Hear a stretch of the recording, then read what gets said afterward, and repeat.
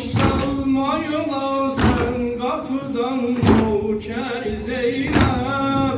Boş salma yola sen kapıdan uçar Zeynep. Gel al kucağından bu gülü per Zeynep.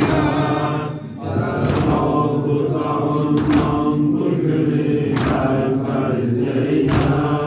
Maksuda çatıp ona bakıp karlar Zeynep.